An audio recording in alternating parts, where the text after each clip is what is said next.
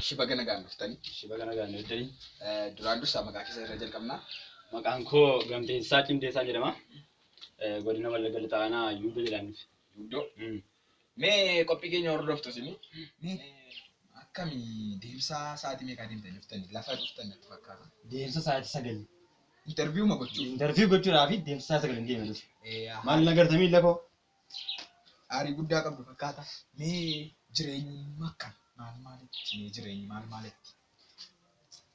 Jireenya waan ajaa'ibetanii waan ajaa'iba waan wajjin torban tokko taa'etanii akkas jireenyi bakka hin jiru itti kaasee waa jireenya dhiisi.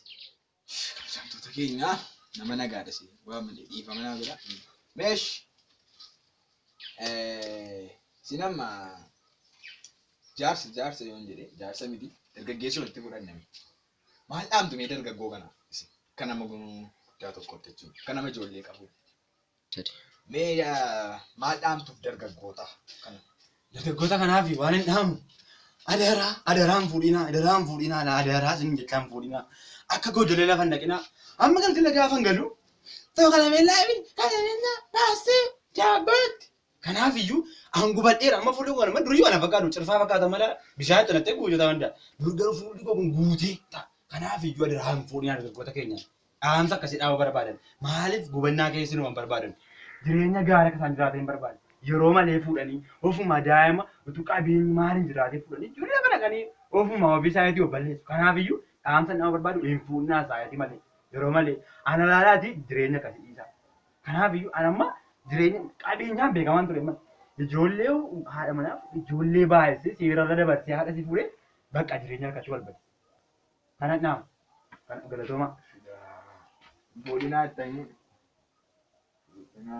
fuudhinaan kun illee waan eegamu miti. Ammas isinitti fakkaatee fuudhan jalqaba. Namni fuudhinee dheessin gorsi hin jiru.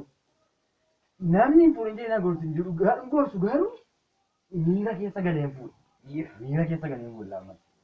Sii galee baay'ee galee nama kuffisiin jireenya keessa nama balleessiti. Yeroo isin immoo hordaadhaan gannaa balleessiti. Kanaaf iyyuu naaf fuudhinaa jedhama.